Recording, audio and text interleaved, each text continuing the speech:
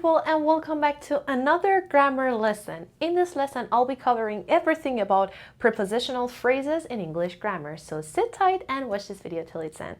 سلام بچه‌ها، امیدوارم حالتون خوب باشه و خوش اومدین به یک درس گرامری دیگه از گروه دروس گرامری که ما قرار هستش کم کم یاد بگیریم و آماده بشیم برای ساختار جمله و جملات پیشرفته. توی این درس که در ادامه درس‌های گذشته هستش، من میخوام در رابطه با prepositional phrases باهاتون صحبت بکنم یا فریزهای اضافه‌ای، حروف اضافه‌ای، اسمشون رو واقعا نمیدونم تو گرامر فارسی چی میشه، ولی prepositional phrases باهاتون صحبت بکنم و یاد بگیریم که prepositional phrase ها چیا هستن و چجوری توی جمله استفاده میشن. بازم طبق معمول بهتون میگم دروس گرامری که مربوط به فریز ها هستن بیشتر و تا حدودی کلاس ها واقعا دونستنش برای کسایی که الان در حال حاضر تمرکزشون روی اسپیکینگ هستش و روی گرامر نیست خیلی مهم نیست. مهم هست که بلد باشید، ولی من بهتون یاد دادم که انگلیسی رو توی شرایط مختلف چجوری یاد بگیرین و وقتی شما دارین اسپیکینگتون رو توی شرایط مختلف یاد میگیرین، با موضوع مختلف یاد میگیرین، تاپیک بیس یاد میگیرین، دیگه لازم نیستش که خودتون رو خیلی درگیر گرامر کنین. اینجور درس‌ها معمولا برای کسایی هستش که لولشون آپر اینترمدییت و ادوانس هستش و حالا الان که دیگه مهارتاشون خیلی خوب تکمیل شده میخوان یه ذره تخصصی تر کار بکنن. توی دروس گذشته من در رابطه با adverbial phrases باهاتون صحبت کردم، من کلاس ها رو براتون کاور کردم و امروز هم یک اشاره توی درس adverbial phrase یا adverb phrase به prepositional phrase ها کردم که امروز میخوایم با هم دیگه کاور بکنیم. اما اگر که دکمه قرمز سابسکرایب روش کلیک بکنید و زنگوله بغلش رو هم بزنید، شما همیشه اول نفر این خواهید بود که ویدیوهای ما رو میبینین، لذت میبرید و کلی مطالب آموزشی خوب ازش یاد میگیرید. در ضمن بقیه راههای ارتباطیمون هم اینجا هستش. داخل اینستاگرام مطالبی که میذاریم گاهن با یوتیوب فرق میکنه. ما داخل اینستاگرام لایو داریم، استوری میذاریم، اخبار پوشش میدیم و انگلیسی در یک دقیقه. تلگرام هم که میتونید چیکار بکنین؟ عکس تخته رو بردارین. بریم سراغ درس امروز. Prepositional phrase or prepositional phrases. A group of words consisting of a preposition and its object and any other words that modify the object. بچه prepositional phrase is a group of words. همونطور که میدونیم بچه phrase رو بهتون گفته بودم. A group of words without subject and verb. گروهی از کلمات consisting of a preposition که از یک preposition ساخته شده. تا اینجاش که کاملا معلومه. Preposition, phrase, a group of words. And its object و مفعول preposition and any other words that modify the object و هر گونه کلمه دیگه ای که object preposition من رو توصیف میکنه. خب حالا a prepositional phrase can act as an adjective or adverb and that's the main difference between a prepositional phrase and an adverbial phrase. چرا اینو نوشتم؟ چون تو درس گذشته یه اشاره ریز کردم تو درس adverbial phrase. بچه ها بهتون گفتم که prepositional phrase ها گروهی از کلمات هستن که از یک preposition ساخته شدن و در ادامه ما مفعول preposition داریم، هر لغت دیگه که اون مفعول رو توصیف بکنه.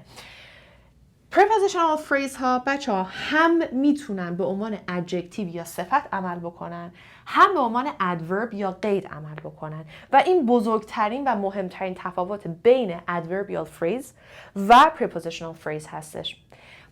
خب پس تفاوتش رو متوجه شدیم. حالا بریم سراغ a prepositional phrase that acts as an adjective. یک prepositional phraseی که به عنوان صفت عمل میکنه. بچه‌ها صفت چی کار میکنه؟ صفت describes or modifies a noun or a pronoun. صفت یک اسم یک ضمیر رو توصیف میکنه. مثلا Sally is beautiful or she is beautiful. چه pronoun باشه، چه اسم باشه، چه سری باشه، چه she باشه، or that girl is beautiful. چه noun phrase باشه میشه adjective. داره adjective اون noun phrase، اون pronoun، اون اسم رو توصیف میکنه. So what does it mean when I say prepositional phrase as an adjective? Meaning, or it means it modifies a noun or a noun phrase or a pronoun.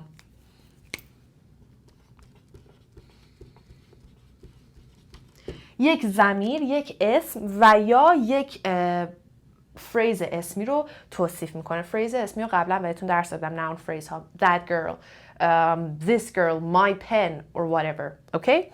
حالا چجوری تشخیصش بدم؟ توی این شرایط خوب گوش بکنید. همونطوری که prepositional phrase اگر یک verb رو توصیف بکنه که تو درس قبلی گفتم میشه adverbial phrase or adverb phrase. اگر prepositional phrase acts as an adjective، اگر به عنوان صفت عمل بکنه، in this case it's also called an adjective phrase. توی این حالت چون به عنوان صفت داره عمل میکنه میشود adjective phrase. دقیقا مثل adverb phrase. متوجه شدین؟ Perfect. For example, do you mean the boy in the corner? Do you mean the boy in the corner? مثلا تو به دوست میگه I really like that boy. Do you mean the boy in the corner? منظورت اون پسر است که اون گوشه است. The boy in the corner. Which boy? Which boy? یادتونه گفتم سوال بپرسین. Which boy? کدوم پسر؟ The boy in the corner. The one in the corner. پس in the corner دقت کنین گفتیم با preposition شروع میشه. In the corner میشه prepositional phrase من. In the corner. In the corner. الان این میشه prepositionم. خود این میشه prepositional phrase من. این میشه prepositionم. The میشه articleم. و corner هم میشه چی؟ object prepositionم. or یا میتونیم بگیم in the corner. The corner noun phrase هم هستش که میشه object این. Okay? Please buy the scarf with dots. Which scarf? The scarf with dots. Which scarf? کدوم روسری؟ The one with dots. The scarf with dots. اون روسری خال خالیه. پس with dots دوباره prepositional phrase من هستش. With preposition هم هستش. Dots object preposition. با چی؟ با نقطه. در کجا؟ در گوشه. Okay? So this is the object of the preposition. Okay? The cat in the middle is the cutest. The cat in the middle is the cutest. اون گربه وسطیه بانمک ترینه. Which cat? The cat in the middle. Which cat? The cat in the middle. کدوم گربه؟ گربه‌ای که اون وسطه. So in the middle کدوم گربه؟ الان in the middle بچه داره cat رو توصیف میکنه. The cat رو توصیف میکنه. Noun phrase هم رو توصیف میکنه. The cat. Which cat? The one in the middle. پس این الان میشه prepositional phrase من که داره به عنوان adjective عمل میکنه. به خاطر هم میتونم هم بهش بگم adjective phrase. چرا؟ چون adjective نقشش اینه که describe an adjective describes a noun or a noun phrase. This is why I can say this prepositional phrase is also an adjective phrase. Got it? پس in the middle دوباره in میشه حرف اضافه هم in preposition هم the middle میتونه باشه چی؟ object حرف اضافه من. دوباره بچه the middle noun phrase. چرا؟ چون the article هستش. middle چسبیده به middle. The middle noun phrase. The cat noun phrase. So in the middle. حالا عاشقان گرامر or grammar از جمله خودم. ببینین چقدر شیرینه این گرامر اگر بتونین خوب یادش بگیرین. توی adjective clause ها نه phrase ها یادتونه بهتون گفتیم adjective clause ها رو میتونیم reduced بکنیم میتونیم کوچیک بکنیم. مثلا بگم the cat that is in the middle is the cutest. میتونم that و is رو همزمان حذفش بکنم in the middle بمونه. The cat that is in the middle which is in the middle which is یا that is رو حذفش بکنم in the middle رو بذارم. reduce کردنش رو بهتون یاد دادم. یادتونه نکته. پس من اگر بتونم خوب گوش کنین if I can reduce an adjective clause like this, then I can change the adjective clause to the adjective phrase beautiful. اگر من بتونم یک adjective clause رو reduceش بکنم، اون موقع adjective clause هم به adjective phrase تبدیل میشه. چرا میسا؟ تفاوت اصلی clause و phrase چی بود؟ A clause contains a subject and a verb, right? But a phrase doesn't have a subject and a verb. In the middle verb نداره، ولی وقتی میگم it is in the middle or that is in the middle، حالا اینجا verb دارم. اوکی؟ پس reduced adjective clause من میتونه تبدیل بشه به adjective phrase. خب I always buy milk from the convenience store on the main street. I always buy milk from the convenience store on the main street. من همیشه شیر از اون سوپر کوچولوی خیابون اصلی میخرم. Which convenience store or which store? The one on the main street or the one or the store on the main street. So on the main street الان میشه چیه من؟ میشه prepositional phrase من. چی رو داره توصیف میکنه؟ Which convenience store? The one on the main street. به خاطر همین چون when I have a prepositional phrase that describes a noun, then I can say that prepositional phrase is acting as an adjective, so I can call it an adjective phrase. Beautiful. Done. My mother's always wanted to live in a house by the lake. My mother has always wanted, or my mother's always wanted, to live in a house by the lake. Which house? Or what kind of house? A house by the lake.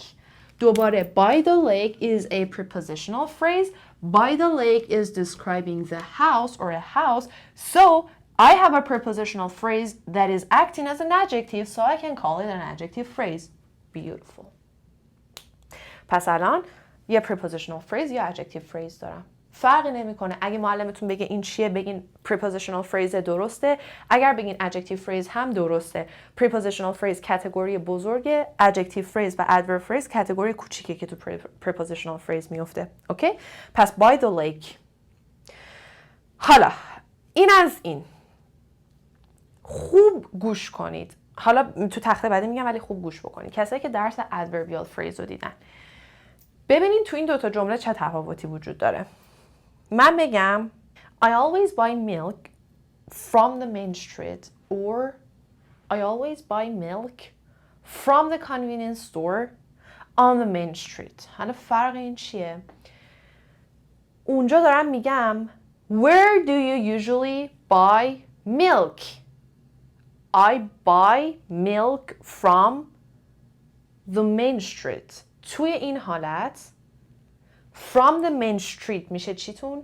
adverbial phrase هم where do you buy it؟ یادتونه تو درس قبلی؟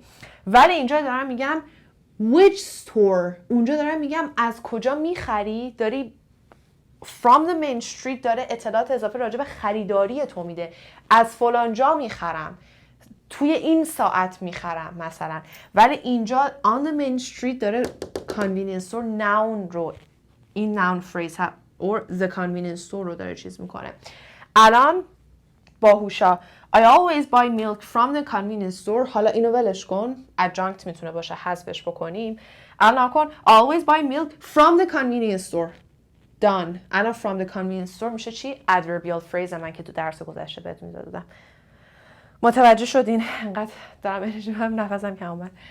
پس اینو قاطی نکنین. adjective داره noun رو توصیف میکنه. adverb که بهتون adverbial phrase رو درس دادم اونجا داشت فعل رو توصیف میکرد. درسته که adverb یک فعل، یک صفت و یک adverb دیگر رو توصیف میکنه، ولی تو درسی که بهتون دادم دیدیم که اون adverb داشت فعل ما رو توصیف میکرد و تو اون حالت adverbial phrase داشتیم. اوکی؟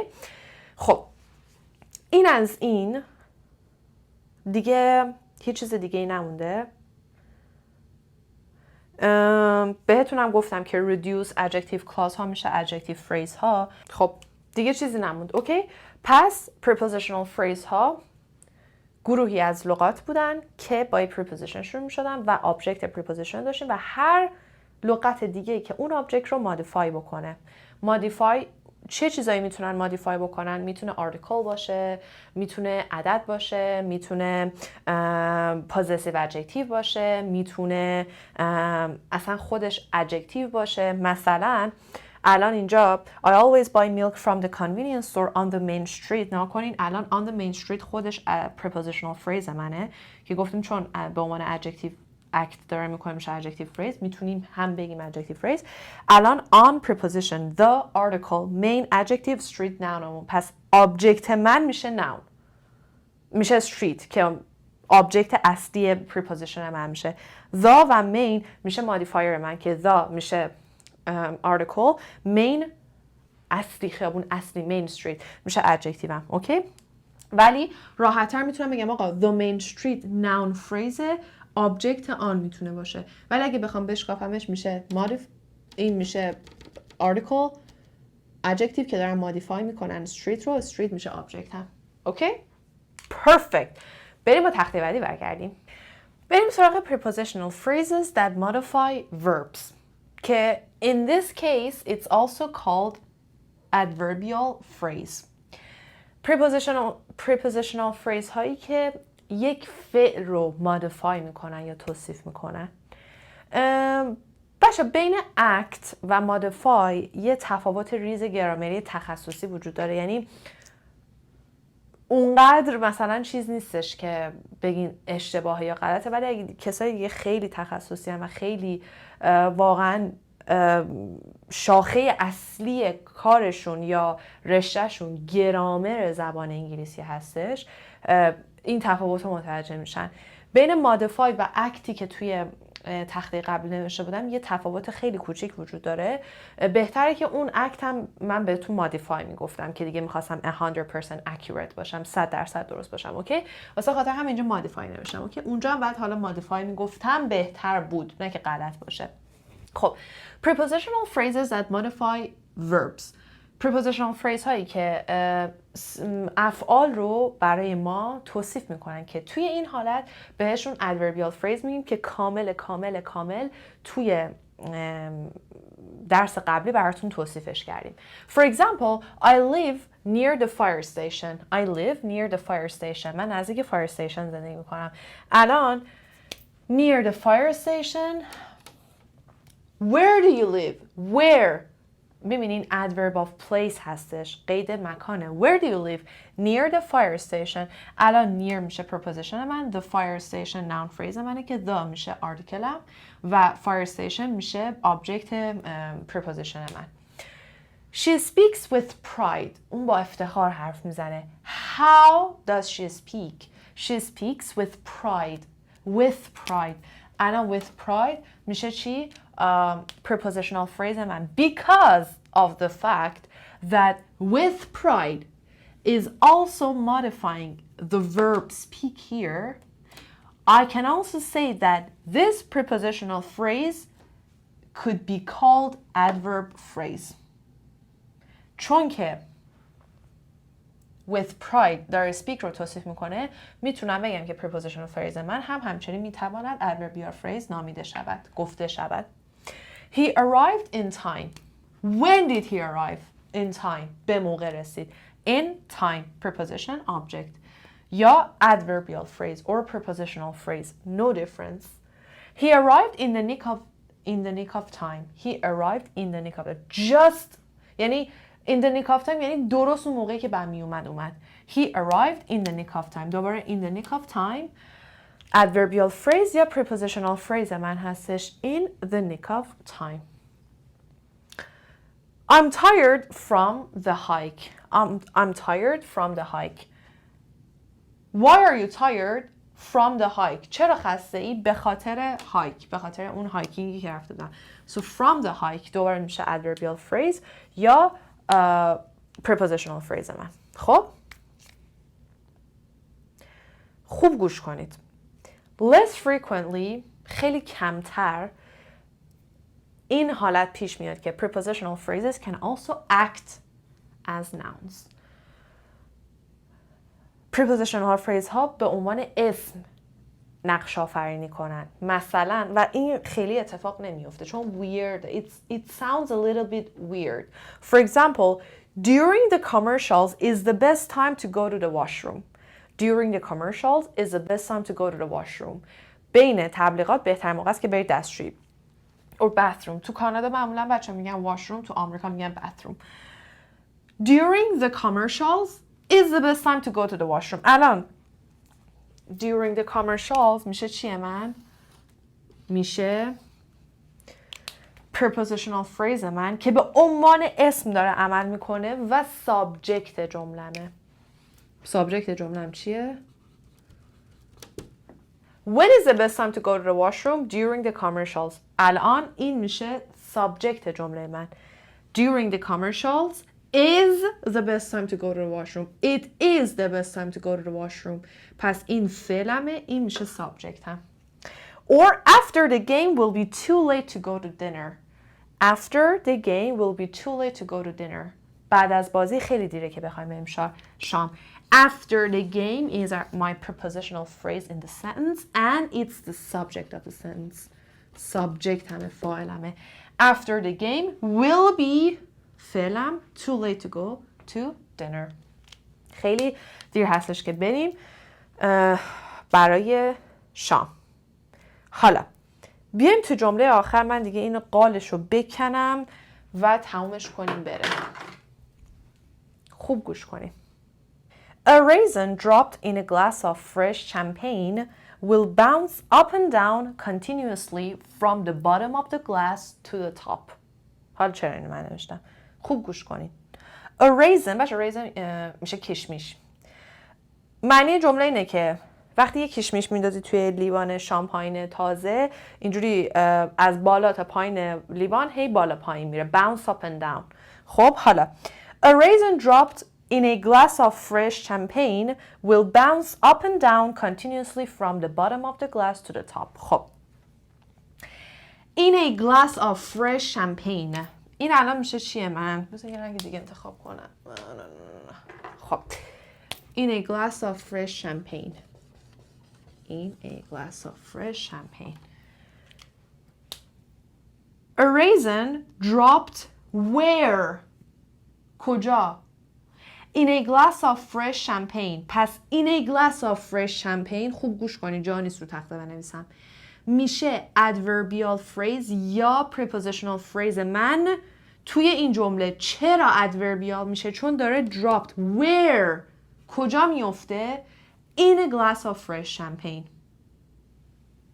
خب برمیگرده به dropped. حالا In a glass of fresh champagne. من یه دونه دیگه هم اینجا prepositional phrase دارم. Of fresh champagne. میبینید؟ خوب گوش کنید. Which glass? A glass of fresh champagne. الان a glass of fresh champagne، الان of fresh champagne داره glass رو توصیف میکنه، یک لیوان پر از شامپاین تازه، درسته؟ پس of fresh champagne میشه prepositional phrase یا adjective phraseی که بهتون درستم برای glass. ببین چقدر قشنگ میتونین جمله رو چیز بکنین. حالا will bounce up and down continuously from the bottom of the glass to the top. From the bottom of the glass to the top. دوباره از کجا؟ from where. خوب گوش کنین. from where از کجا؟ from the bottom of the glass to the top. from the bottom to the top. این میشه دوباره prepositional phrase من، adverbial phraseم. چرا؟ از کجا up and down میکنه؟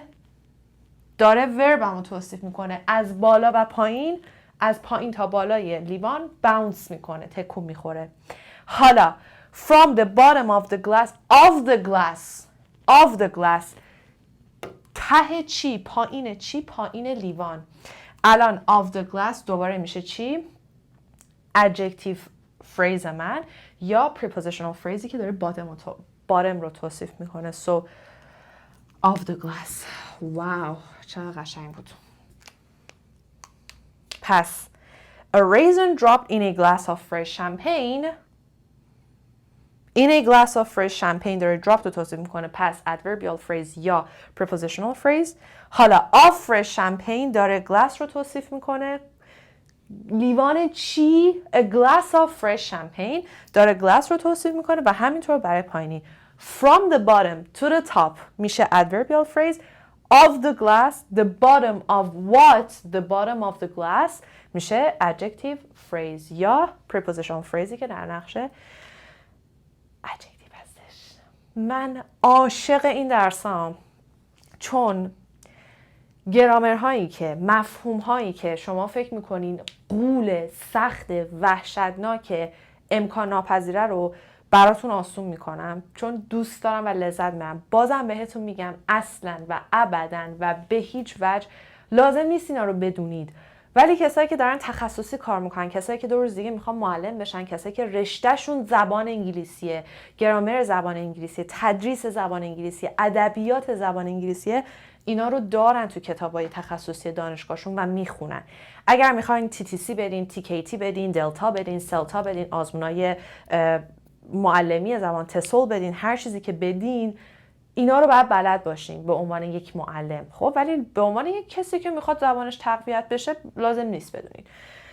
این دیگه دل و روده prepositional phrase ها بود که من adverbial phrase ها هم بهتون درس داده بودم. بچه adjective phrase ها هم واقعا چیز بهتون همینجا درس دادم دیگه. خب ولی باز اگر بخوایم من براتون یه ویدیو جداگانه درست میکنم که داشته باشیم. پلیلیست استراکچر جمله ها رو حتما بعد یاد بگیرین اگر میخواین جمله های تخصصی رو پیشرفته تر بسازین. این از درس امروز، امیدوارم که لذت برده باشین. اگر سوالی دارین حتما این پایین ازم بپرسین. اگرم که با این درس مشکلتون حل شد و جواب خیلی از سوالاتتون رو گرفتین، حتما بازم بهمون بگین که من کلی خوشحال بشم و انرژی بگم، چون وقتی بهم میگین میسا سوالمون رفت شد، میسا مشکلمون حل شد، احساس میکنم تمام دنیا رو بهم. و اگرم که این ویدیو رو لایکش کنین و به دوستان خودتون به اشتراک بذارین، اونها هم میتونن از این درس استفاده بکنن. Till another lesson. Love you guys so much. Take care. See you soon and bye bye.